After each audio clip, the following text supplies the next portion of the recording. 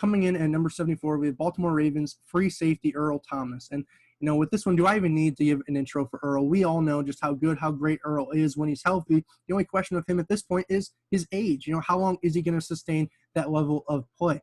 Obviously, on a list like this, though, where I'm not projecting into the future, I can't assume regression when we have seen very little of it with Earl, if we're being completely honest. And as a result, that's why he's still number 74 on my list, even though on others, you might not see him in the top 100. And first things first, in terms of just what makes Earl Thomas so special, to me, you have to start with his ability to read and react so quickly to what opposing offenses and quarterbacks are trying to do. You're going to have him here. Look at how it's almost like he's in Tom Brady's head with him, going through these progressions at the same time, and how he's able to just mentally process that information and act on it so quickly. And that's what we're going to see as watch him initially as Brady's looking at Ben Watson across the middle. Look how he takes a couple steps to his right, gets a good break on that to potentially force an incompletion there. But once Brady looks off that and looks at Edelman coming across, look at how Earl gets his head around. He sees Edelman, and not only is he just seeing him because it's one thing to see it, it's another thing to act on it. Earl's able to process that quick enough. He knows Brady's going to go there next, so he's able to put a foot in the ground, change direction, accelerate out of that break, and get a great jump on that ball to force an incompletion at the catch point. It's just so impressive because, again, it's like he's in Brady's head going through those routes with him, but he's not. And that's why it's so special because you very rarely see safeties making plays like that. Instead, they're oftentimes just getting looked off and passes dinked in behind them. Well, not Earl Thomas. And I called this next one reactionary quickness because, Earl, he's the sole safety over the middle of the field where, right now he's maybe a step inside that defensive left hash, right? Well, look at how, despite the fact that on this left side, you're going to have the tight end running a simple out route. Look at how much ground Earl is able to cover simply because he's able to, again, process the route combinations and react to the quarterback's eyes so quickly. You would think on a little 12-yard out like this that Earl, that deep middle safety who's already shaded to the right, you would think that he would be nowhere near this play, but instead he's in a great position to help force the incompletion and, nearly get an interception. And it's one thing to be able to see something with your eyes and process what it is, but it's another entirely to have the athletic potential to capitalize on it and make a play. And, that's exactly what Earl has, is he is incredibly explosive, especially considering his age. Being a 31-year-old safety, you would think that maybe he lost a step. Well, ask Corey Davis if he's lost a step as he runs right through his chest, right through his hands, and is able to help bring down Derrick Henry behind the line of scrimmage for a loss. And, obviously I know this game was kind of plagued with one play where Earl was spinning around like a top and getting stiff-armed by Henry. But, maybe we should be looking at plays like this because these happen on a more consistent basis where Earl is able to just plow through these wide receivers and weak tight end blocks and make plays behind the line of scrimmage when the Ravens ask him to play up there. And even though explosive is kind of a general term, I did want to give a slide just dedicated to his straight acceleration because, man, when he does put a foot in the ground, his ability to reach his top speed incredibly fast is so impressive. And it's what has made him so special over these years. As you're going to have him here just dancing around the box. Nobody really takes him serious in terms of as a blitzer. Well, maybe we should start because look at him here. Dawson Knox never even looks at Earl. He steps right down to that slanting 5-tech, and by the time he can get eyes back out on Earl's already at full speed like a missile trained right on Josh Allen, and not only does he get the sack but also forces the fumble as well. And unfortunately he kind of reverses the play with this strange penalty. I don't exactly know what he's doing here, if that was intentional, unintentional, whatever. It's still going to get you a flag, but more importantly it's just the acceleration that was able to get him there and force that sack and fumble that to me was impressive, even though the final result obviously wasn't. And I used this term third-level run defender with Devin McCourty in my number 77 video the other day to kind of describe the fact that it's not necessarily that he's bad against the run by any means. It's just the fact to me that, he's lining up sometimes 10, 15, 20 yards even off the ball that's inhibiting him from making a great impact at the line of scrimmage. And I think Earl's in the same boat. So, you're going to see him here where, again, he's lined up so far off the line of scrimmage, but he's still able to just quickly read and react, accelerate, and go fill that gap there right off Kyle Juszczyk's block and bring down Raheem Mostert for a short game.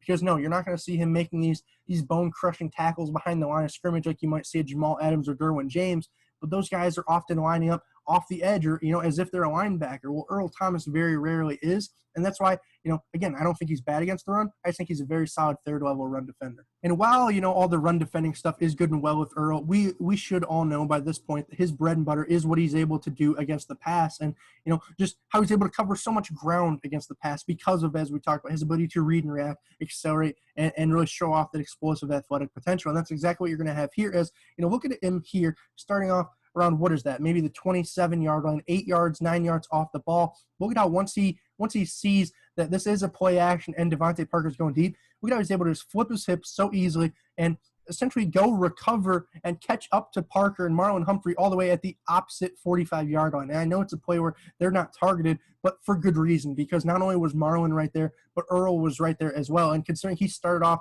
so far out of position, so far on the opposite side of the field, away from Humphrey and Devontae, it's so impressive for him to have the speed and the quickness and range in general just to be able to get back, cover that route, and take away the deep pass by Fitzpatrick.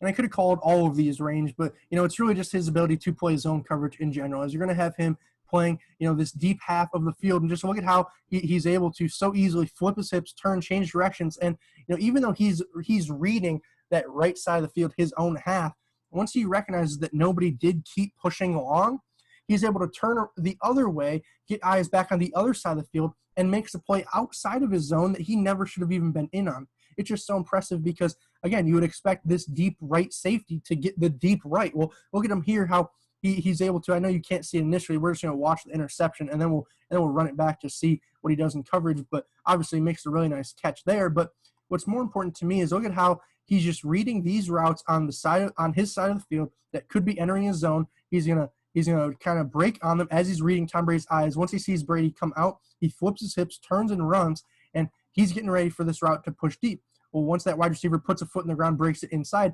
Earl, he thinks he's out of position. Well, what is he going to do? Is he just going to be out of the play? No, he's going to turn the other way, see if the other safety needs help, potentially because this receiver could be entering that deep zone as well. And as he gets his head around, again, flips his hips easily back towards the quarterback. He's able to jump up, make a beautiful play as he locates the ball and flips the field for the Ravens. It's just so impressive because there's very few safeties that are that fluid and that versatile in their deep zones to where they're able to just bounce from progression to progression to progression and sometimes cover so much ground that they're getting guys that aren't even theirs. And I love this next play because, again, you're going to see Earl. He's keeping his eyes in the backfield. He's watching Tyler Lockett on this motion around the back. But then once he recognizes that Russell isn't just doing a swing pass or something quick and he's not handing the ball off to Chris Carson, watch how once he reads that these two routes are going down the field, he knows, okay, I have that deep zone. Now watch me flip my hips. And even though I've given up ground already, I'm able to show off that recovery speed, that acceleration, and go force an incompletion at that catch point way down the field in the end zone on a play that, 2 seconds in, it looked like he had no business of making. But again, you see the fluidity in his ability to turn his hips, run, and go help break up a pass. It's just beautiful stuff that even at 31, 32 years of age, he's continued to make and hopefully will continue to make in 2020 for this Ravens team. And I called this last play ball hawk opposed to maybe ball skills as I have for a lot of other defenders because to me with Earl, it's not just the ability to secure the ball with his soft hands at the catch point, right? It's more so the ability to seek out and almost create opportunities where very few other players would. With a lot of guys, safeties, linebackers, and cornerbacks specifically, you see their interception totals kind of inflated and highly, highly variable because of just fluky plays, right? Oh, the quarterback overthrew a guy and I happened to be there. Or, the quarterback threw the ball, the wide receiver tipped it up, and then maybe another defender even tipped it and then I was able to capitalize, right? Well, with Earl, it's almost the complete opposite where his INTs, he has no business of getting, but he does such a good job of seeking out and reading his keys to where, on this play, you're going to see he doesn't even get his eyes on Fitzpatrick, but he's still able to undercut a route on a guy that's not even his to flip the field for the Ravens. And it's just so impressive because, you wonder how does a guy have 30 INTs over the last decade? Well, this is how, because, what you're going to see is, let me roll that back and kind of explain this to you guys. Initially, the Ravens look like they're going to be just straight man with their corners and linebackers with two deep safeties, right? Well, they're going to roll this actually and run straight cover zero where Tony Jefferson, he's going to have Patrick Laird on this wheel route out of the backfield. Earl Thomas, he's going to have Mike Gesicki pushing deep downfield. Well, not only is that a tall task in its own right because of the ground he has to cover, but look at how once Earl gets there, he doesn't only just try and suction onto Gesicki, he's looking to make plays and force turnovers. So look at how once he sees Patrick Laird, once he sees Laird turn his head towards Fitzpatrick, look at how without ever seeing this ball, look at how Earl just undercuts that route, completely leaving Gesicki. And as a result, he's able to undercut it and get an interception that, again, he has no business getting. But that is such an insane play to think that this man is just abandoning his own player just simply because of his keys, because he has all those reps under his belt. He trusts that, when he sees a guy do this, he's going to react appropriately. And that's exactly what you have here because, whereas a lot of cornerbacks and defensive backs, they need to see the QB throw the ball, put the ball in the air to make a break on it. Earl, he trusts his instincts on this play. His instincts told him that there was enough separation between Tony Jefferson and Patrick Laird to where he was going to try it. And Earl's able to just undercut it and make a beautiful play as a result. And, this one was particularly special because it was on his first drive as a Raven. But, it's just plays like these that he's been making for 10 years. And it's why he's only had one season under 2 INTs in the last decade, despite some pretty rough injuries. It's just this kind of stuff that he does on such a consistent basis that, until he shows us that he's going to slow down and not make these type of plays, it's why I have him at number 74 on my list. And as always, if you guys did enjoy this video today, make sure you leave a like, but also leave a comment in the comment section down below. I'd love to hear your feedback on my evaluation and ranking of Earl, but I'd also love to just hear your evaluation and ranking of Earl. A lot of people, they love to say, oh, too high, too low. Well, give me a reason why. Give me some substance with that. Tell me, why should he be number 73 or higher? Why should he be number 75 or lower?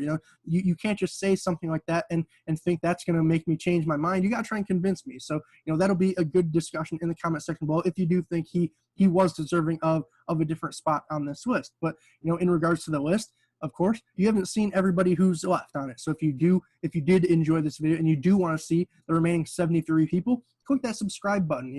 There's not only going to be a bunch of Ravens if you're a Baltimore fan, but there's just going to be, I can guarantee you there's going to be a representative of your favorite team at some point in this series. There might not be a Lion, Redskin, or Dolphin left, but, they've already had videos posted in the previous 26. So you can subscribe, go through the playlist, go through the future videos, and just hopefully enjoy yourself, because as I always say, I'm having fun making this series. I hope you guys are as well. So with that being said, I'm mic'd up, now I'm mic'ing out. Peace, guys.